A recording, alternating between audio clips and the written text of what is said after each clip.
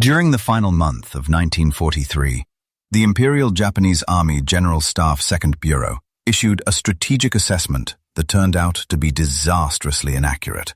If you examine their projections, they anticipated the United States Navy would possess roughly 13,070 officers, alongside 296,000 enlisted men by the end of the year. These figures supposedly stemmed from a meticulous evaluation of pre-war mobilization trends, recruitment habits, and institutional training capacities.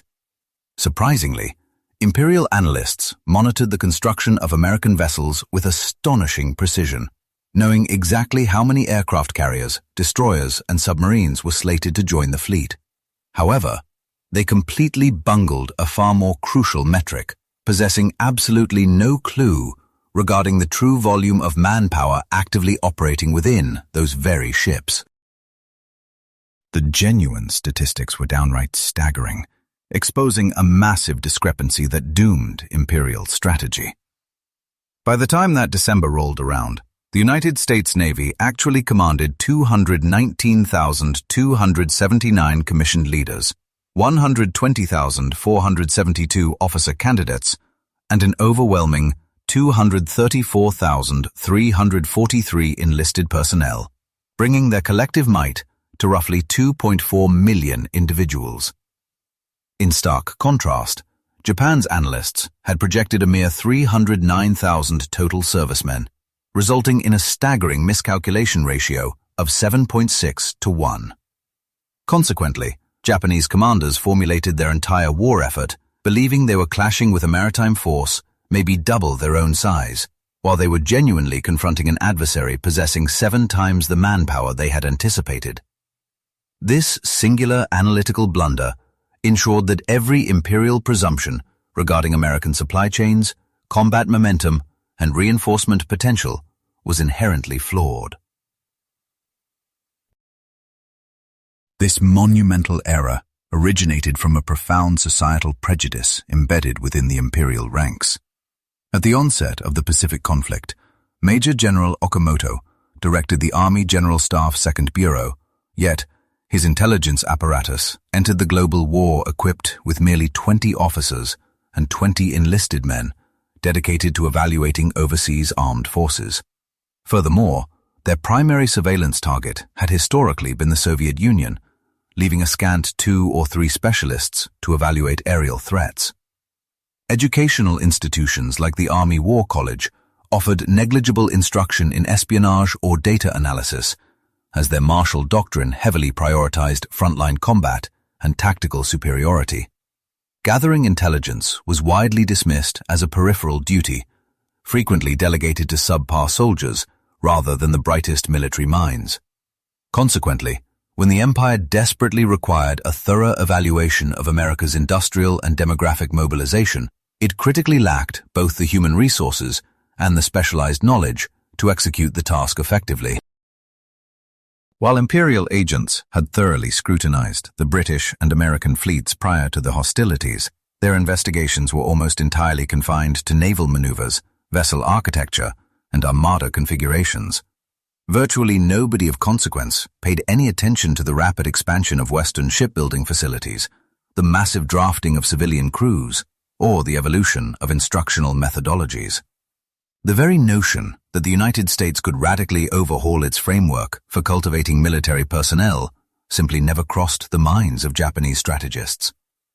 As one domestic journalist noted during 1943, the Empire suffered from a complete inability to step back and impartially comprehend the emotional and psychological landscapes of foreign cultures. This inherent cultural restriction saturated the intelligence community, rendering objective analysis essentially impossible for you to find anywhere in their wartime reports. The initial undeniable proof that these manpower projections were catastrophically flawed surfaced from frontline engagements rather than any centralized data analysis. When the Guadalcanal campaign commenced in August 1942, Imperial commanders originally guessed that a mere 2,000 American Marines had landed, dismissing the invasion as nothing more than a probing reconnaissance mission. Once the gunfire erupted, however, These same officers were shocked to encounter a force exceeding 10,000 adversaries entrenched on the island. As the bloody campaign dragged on, subsequent imperial reports claimed 10,000 Americans held the territory, even though the actual number had swelled to 23,000. You can clearly see this disastrous pattern repeating itself across the entire Pacific theater.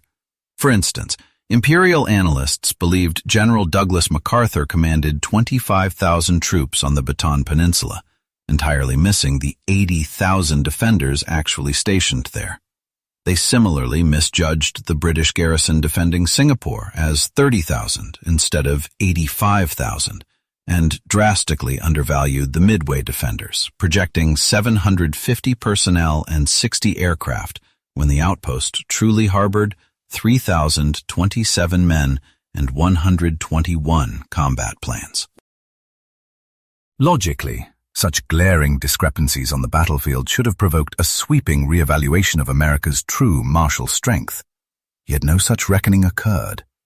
The imperial leadership operated within a highly fractured hierarchy, where the Army General Staff, the Navy General Staff, and the Imperial General Headquarters functioned as isolated fiefdoms. Vital information was rarely disseminated across these rigid departmental boundaries, meaning crucial insights were lost in the bureaucracy. Even more disastrously, any incoming data that challenged preconceived battle plans was routinely swept under the rug or outright discarded. The reigning martial philosophy of that era offered no praise for analysts who presented grim or unfavorable realities, reserving promotions solely for those demonstrating relentless aggression and an offensive mindset.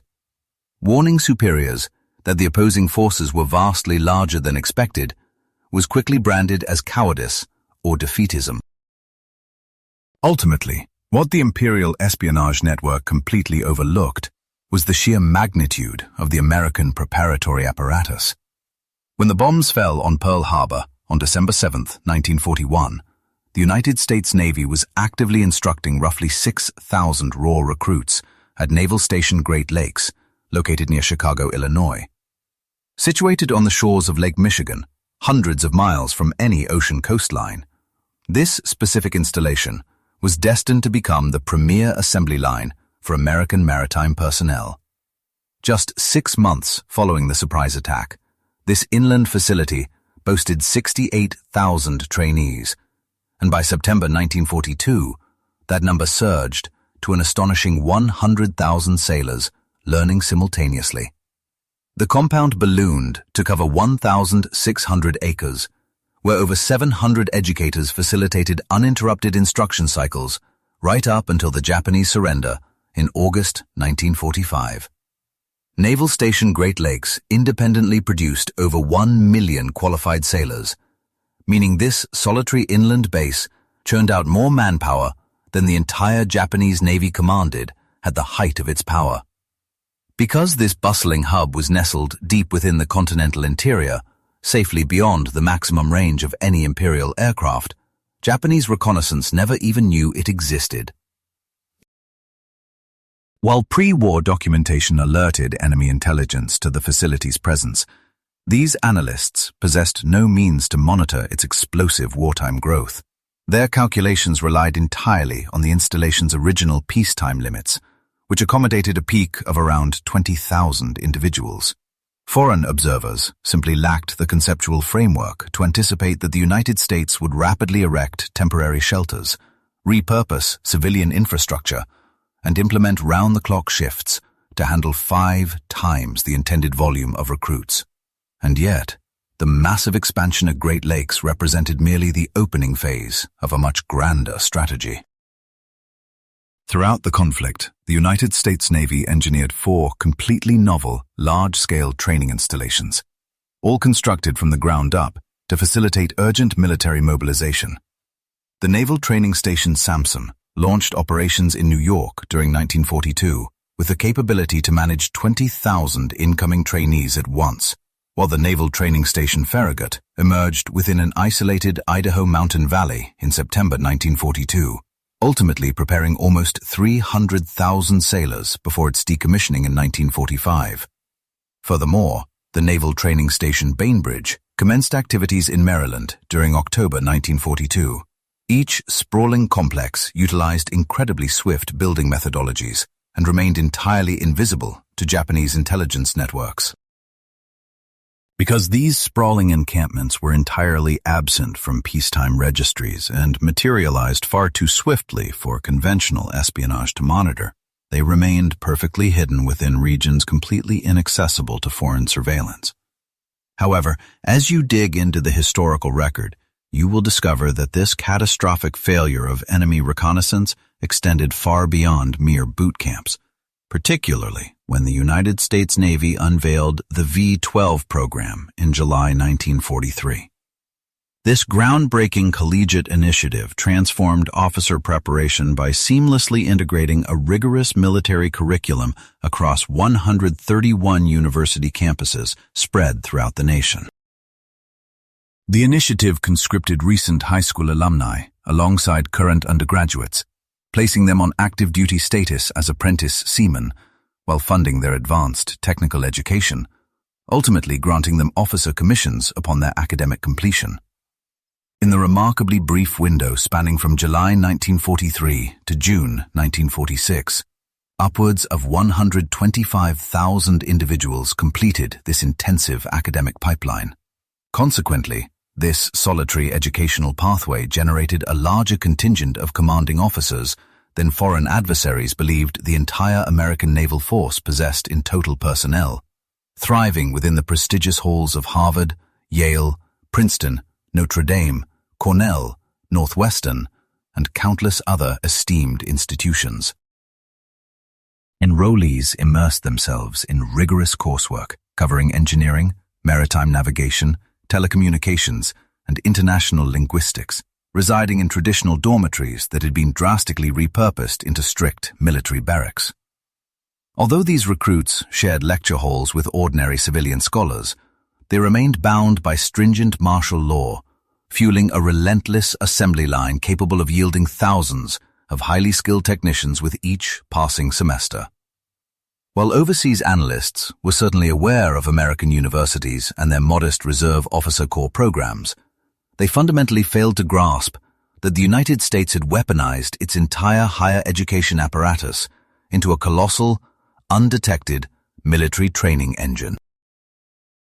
To overcome this geographical disadvantage, naval architects constructed colossal aquatic facilities deep within the continental interior, strictly for swimming instruction, alongside full-scale terrestrial vessel simulators designed to mimic the rigors of life at sea.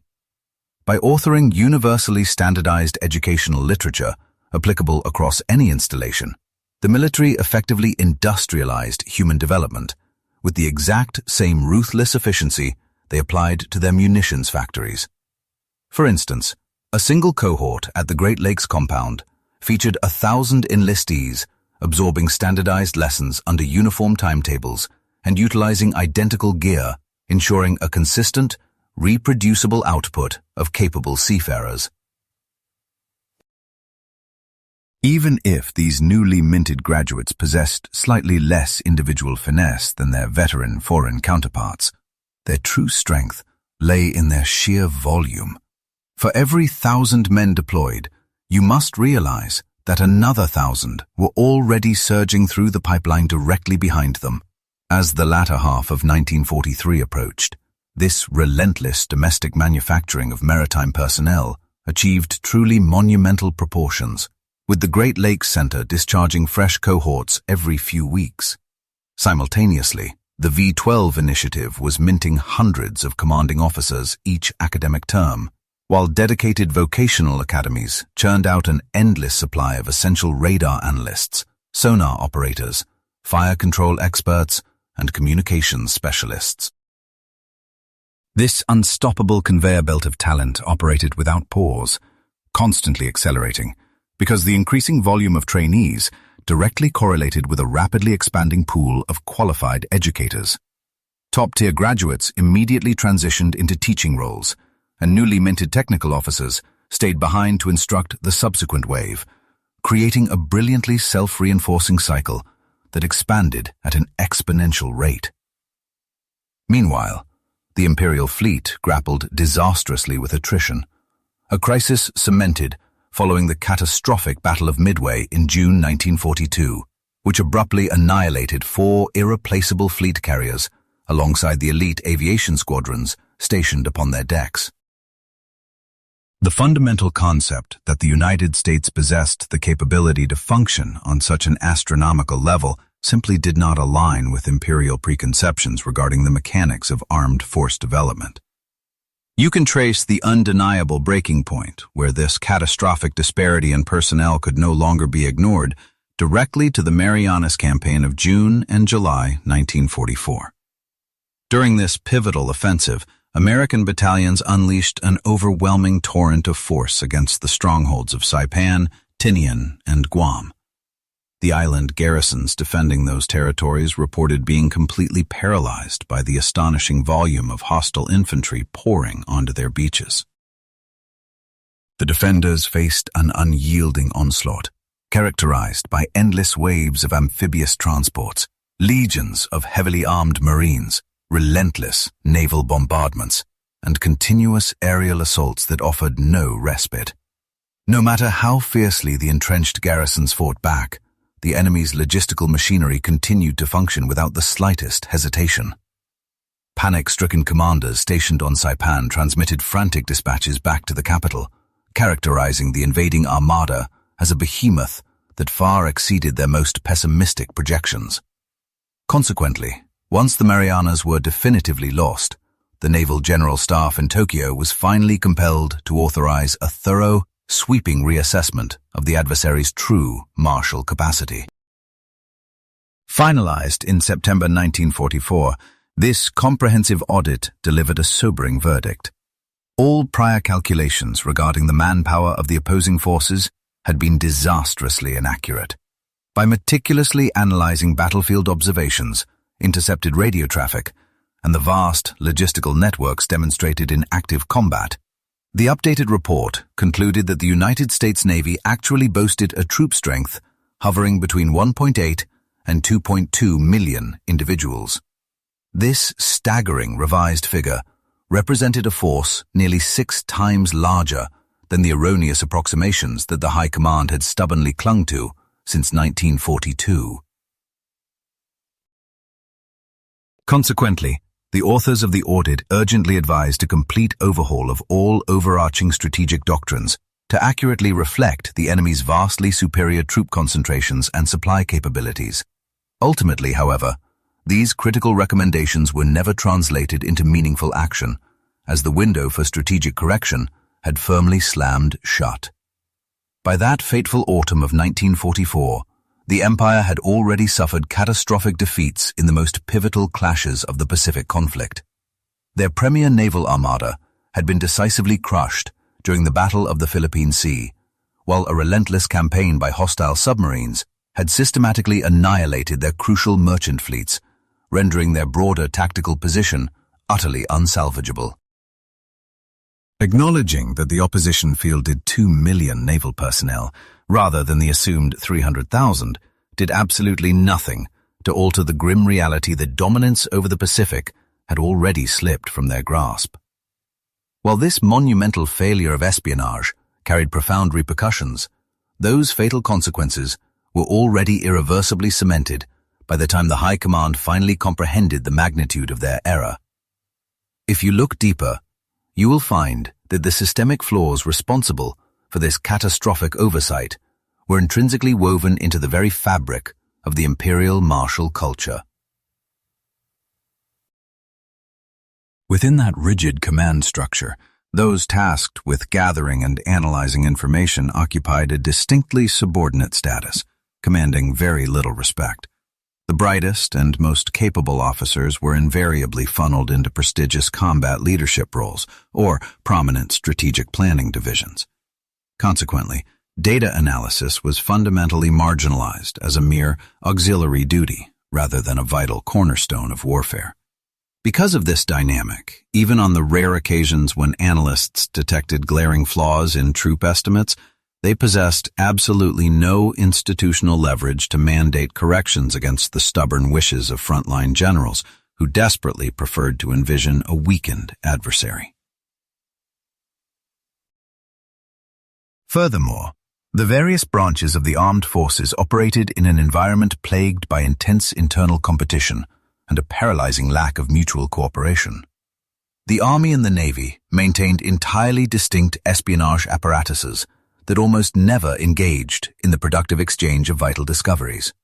Consequently, vital clues regarding the colossal training pipelines of the United States might have been successfully intercepted by one faction, yet deliberately withheld from the other.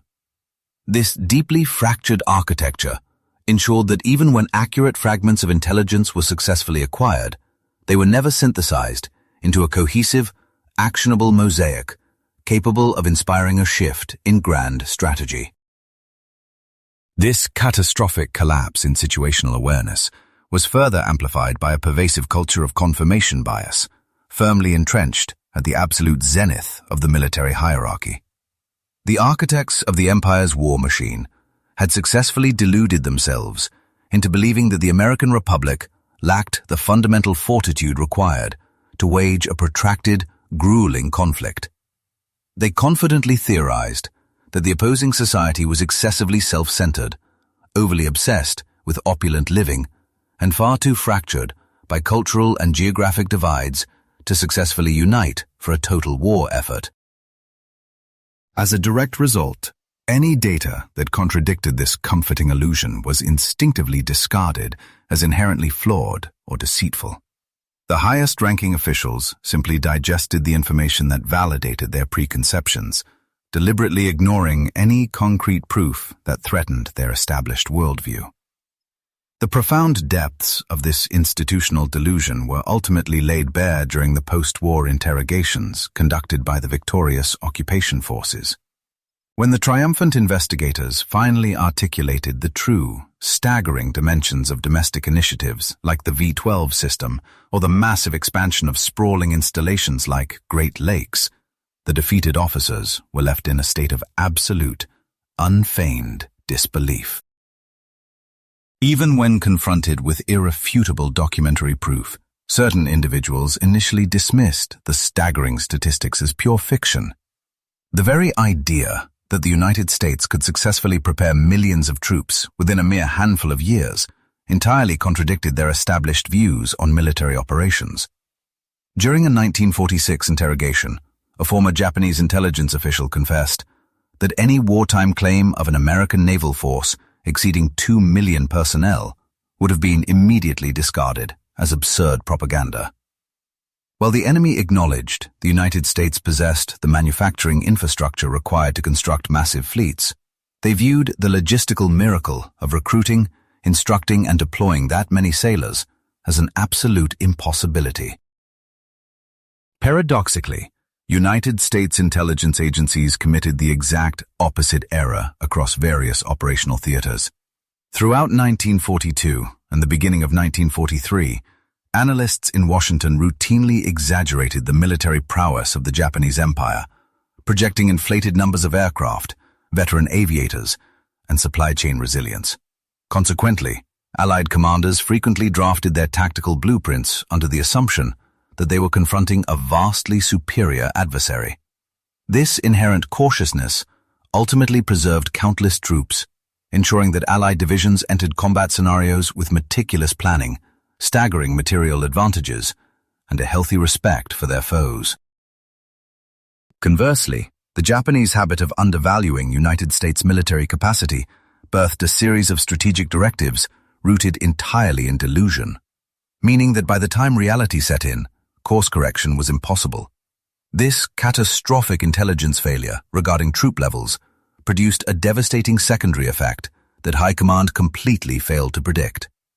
Operating under the false premise that they were engaging a significantly smaller opposition, Imperial generals repeatedly thrust their units into engagements that should have been strictly avoided. Had the strategic planners realized they were confronting an armada 7 times more massive than their initial projections, they would likely have adopted a heavily fortified defensive posture much sooner.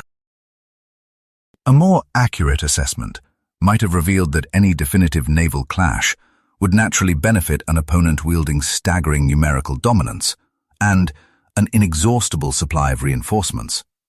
Armed with this knowledge, they could have concentrated on turning the Pacific theater into a punishing meat grinder, hoping to force Washington into a negotiated peace treaty, rather than sustaining a costly offensive push. Instead, Imperial forces relentlessly hurled themselves at American battle groups during the major conflicts of 1943 and 1944, enduring apocalyptic casualties involving vessels, warplanes, and fundamentally irreplaceable veteran crews. Every single offensive was orchestrated upon the flawed belief that Allied reserves were finite and that one spectacular triumph could permanently alter the trajectory of the war. In brutal contrast to this optimistic vision, every casualty the Japanese Empire sustained was absolute, whereas the United States treated its own setbacks as merely temporary hurdles. The formidable American industrial machine could launch replacements for sunken dreadnoughts in a matter of months, while their expansive educational pipelines delivered fresh, combat-ready sailors in just a few weeks. Meanwhile, Imperial casualties vanished forever, compounding a massive, unrecoverable deficit that severely worsened following every single skirmish. Furthermore, this profound miscalculation regarding enemy troop strength critically warped Tokyo's approach to domestic fortifications and the broader distribution of vital wartime resources. Had the strategic architects truly comprehended the sheer magnitude of the United States Navy, they would have inevitably restructured their entire defensive paradigm. Substantial assets could have been redirected toward reinforcing the home islands much earlier in the conflict, alongside a coordinated effort to scatter essential munitions factories to shield them from devastating aerial bombardments. Similarly, weapon development could have explicitly pivoted toward asymmetrical warfare designs, tailored specifically to repel a gargantuan invading force. Ultimately, by 1945, the catastrophic fallout from these profound intelligence blunders had infected every single facet of the Japanese military apparatus. United States carrier groups prowled the Pacific Ocean relentlessly, fueled by an apparently infinite reservoir of vessels and eager recruits.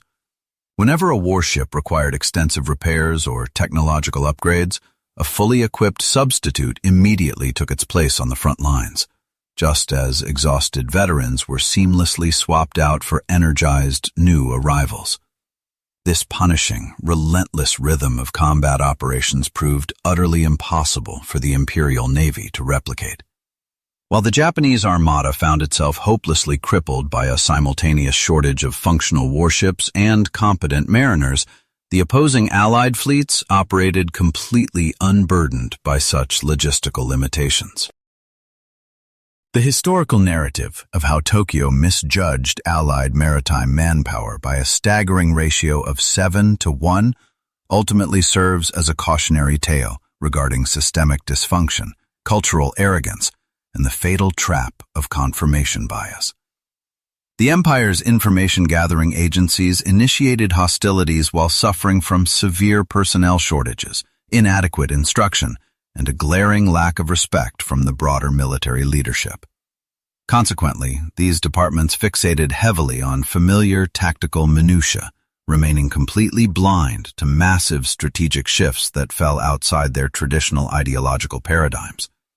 Even when they managed to intercept intelligence that directly challenged their pre-existing theories, these analysts desperately lacked the bureaucratic leverage and cultural freedom required to dismantle their superiors' dangerously comfortable delusions. It would be entirely inaccurate to dismiss these imperial intelligence operatives as fundamentally incompetent, as a significant portion of them were exceptionally talented in their respective fields.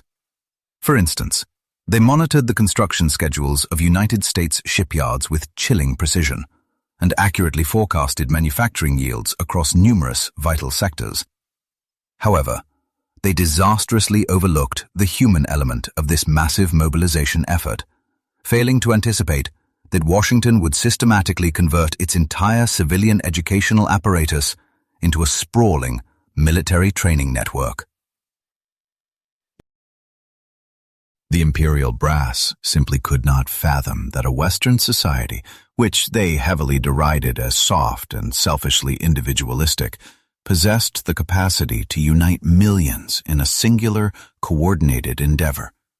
They remained completely oblivious to the fact that revolutionary industrial assembly line philosophies could be applied just as efficiently to mass-producing competent soldiers as they were to manufacturing steel and explosives. Surviving wartime documents, later seized by Allied contingents, vividly illustrate a disorganized intelligence community helplessly drowning in a sea of conflicting information. Despite reviewing concrete evidence of unexpectedly sprawling enemy outposts, interrogating prisoners who described colossal boot camps, and receiving battlefield communiques detailing impossibly large troop deployments, they simply refused to accept the terrifying truth materializing right before their eyes. Although an abundance of proof existed, analysts failed to weave those facts together into a cohesive reevaluation. Undertaking such a review would have meant conceding that Japan's foundational approach to the conflict rested on deeply erroneous beliefs. Confronting that reality was culturally and systemically unthinkable for their leadership, until outright ruin made it unavoidable. Consequently, the Japanese failure to accurately assess American naval personnel leaves behind timeless insights regarding the profound hurdles of strategic evaluation. Complex organizations frequently dismiss any data that clashes with their favored storylines, while ingrained societal beliefs largely dictate which intelligence is deemed trustworthy. Furthermore, strict chains of command ultimately decide whose warnings are actually elevated to decision-makers. When you misjudge an adversary's capabilities, the resulting fallout is far more catastrophic than a mere theoretical blunder in a staff briefing. Miscalculations of this magnitude lead to vessels plunging to the ocean floor, disastrous defeats on the battlefield, and eventually, a conflict that cannot be salvaged because you engaged a foe you failed to truly comprehend. If this exploration captured your interest, supporting our work allows us to uncover and distribute even more obscured accounts from the Second World War. Stay connected with us to ensure you do not miss out on these hidden chapters of the past, as every single narrative holds weight and merits preservation. We always appreciate learning about the diverse locations our audience calls home, spanning all the way from Texas to Tasmania. Whether you are a military veteran or a dedicated history enthusiast, your presence is deeply valued as we work together to guarantee these vital stories endure.